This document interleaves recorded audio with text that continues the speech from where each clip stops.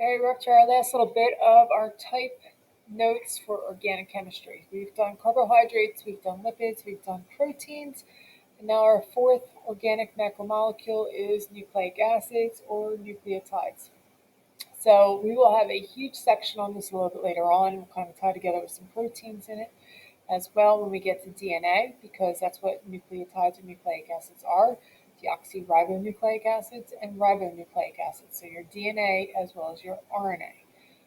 Another example of it would be ATP, adenosine triphosphate, and that's one of the ones that you guys are going to find that phosphate bond in, that high energy bond in. Remember that ATP is that energy molecule within your cells. Nucleotides are your building blocks of nucleic acids, just like amino acids are building blocks of proteins, or glycerol and fatty acid chains are building blocks of lipids, or monosaccharides are building blocks of carbohydrates. Nucleotides make up nucleic acids. So, nucleotides, we do a ton of information on it in first year bio. What makes up a nucleotide? One sugar, one phosphate, one nitrogen base. Those are the structures that make up DNA. So either maybe you build some molecules of DNA, put some structures together, maybe use little toothpicks for the nitrogenous bases and little candies and marshmallows and things like that for the size of your ladder.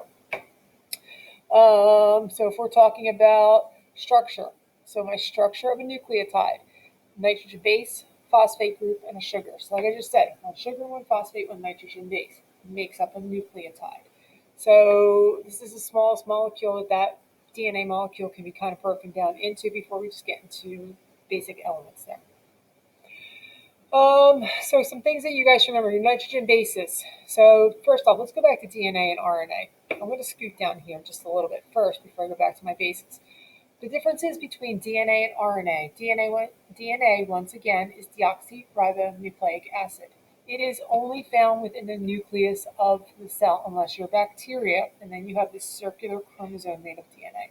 But if you are a eukaryotic organism, anything besides bacteria, that DNA is only found within the nucleus. And the reason is because it's double-stranded. It's too big. It can't get out of the nucleus. It's stuck there.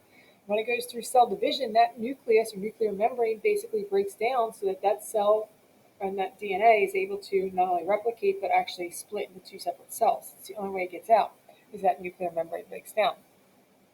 The function of DNA is that it controls all cell activities. It's got the code for everything about you, even all the way down to how to string together your amino acids to make certain proteins for you guys. So once again, DNA, deoxyribonucleic acid, found only in the nucleus of a cell, eukaryotic cell, and it controls all cell activities. It's double-stranded. It's pretty big, even though we go, oh, DNA is super, super tiny. It's big compared to some other cellular structures that we're going to be looking at. Next one, RNA, ribonucleic acid. So there's my R, there's my N, there's my A. Ribonucleic acid is a single-stranded molecule. So we kind of say it's like DNA's little brother. So what we're going to see when we get to DNA is that we actually have to take DNA, double-stranded, make it into a smaller molecule, RNA, single-stranded, so that it can leave the nucleus to go out into the cytoplasm to make your proteins, because protein synthesis happens out in the cytoplasm at the ribosomes. If you guys remember first year bio, there are three types of RNA. You have your mRNA, which stands for messenger RNA. You have your rRNA, which stands for ribosomal RNA, and you have your tRNA, which stands for transfer RNA. So what these three actually do, we just said that we have to get DNA's message out of the nucleus. And that's kind of what messenger RNA does. Messenger RNA makes a single-stranded message from your double-stranded DNA, and that single strand of messenger RNA leaves the nucleus and goes out into the cytoplasm. Out in the cytoplasm, it wants to hook up to a ribosome. So we think of these little ribosomes, these little itty-bitty balls within the cytoplasm, but actually there's two subunits that are going to kind of bond together. There's a big subunit and there's a smaller subunit that are going to be bound together to activate that particular ribosome. And that's what rRNA does. He kind of is the glue and activates or turns them on so that it is able to read the messenger RNA. And when that happens, it then calls in the transfer RNA. We say like little taxi cabs, and they are carrying your amino acids. And based on the code that's on messenger RNA, which is being read by the ribosome, rRNA, my tRNA is going to bring in the correct amino acid to string them together to make a protein. So remember that protein is coded for by your DNA. The DNA is still in the nucleus, it's too big. But we have the code in messenger RNA. That's what the ribosome and our RNA is reading, and then your tRNA brings in those amino acids there. So let's scoot up and look at our structure. This is RNA and DNA. One sugar, one phosphate, one nitrogen base. If you remember, sugars and phosphates make up the sides of my ladders. The rungs of my ladders, if you think about walking on a ladder, where you put your feet to kind of step up on, is made up of nitrogen bases. So once again, the sides of the ladder alternate sugar, phosphate, sugar, phosphate, sugar, phosphate, all the way down. The sugar in our DNA is deoxyribose. Oh, there's my OSE ending. And we said sugars, carbohydrates, usually end in OSE. My sugar in RNA is ribose, also OSE. My phosphate group, there's that PO4 group, so I'm alternating that deoxyribose PO4 group, deoxyribose PO4 group all the way through, high energy bond in there. That is kind of bonding them together. Now, my rungs of the ladder are going to attach to my sugars. So sugar, phosphate, sugar, phosphate, sugar, phosphate, all the way down both sides. My rungs will attach to my sugars. And we'll get more of this when we get into DNA. The rungs of my ladder are two nitrogen base pairs bound together or bonded together by hydrogen bonds. How they go together.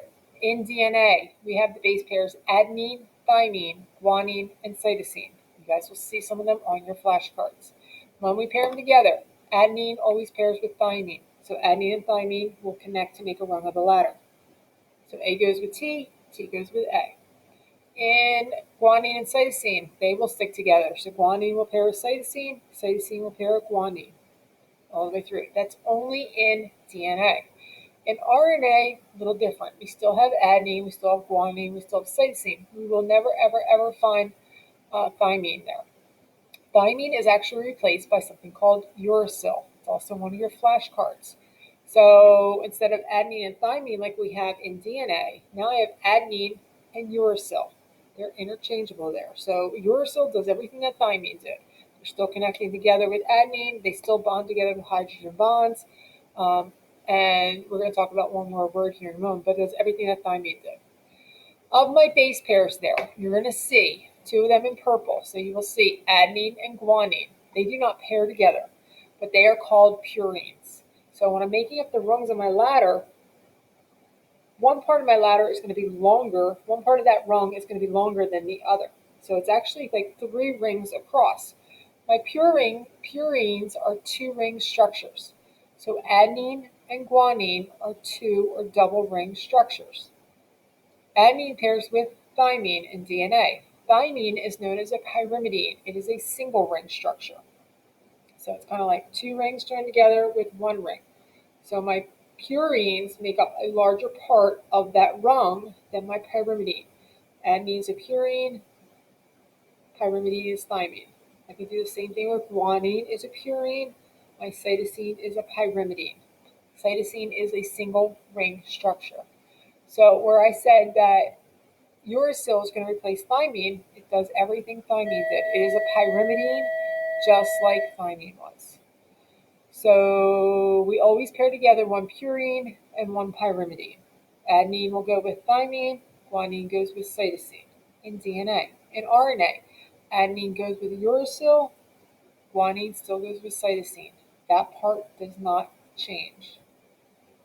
Okay, so we'll look at this a little bit more when we get to not only DNA, but when we get to the notes here in a second as well.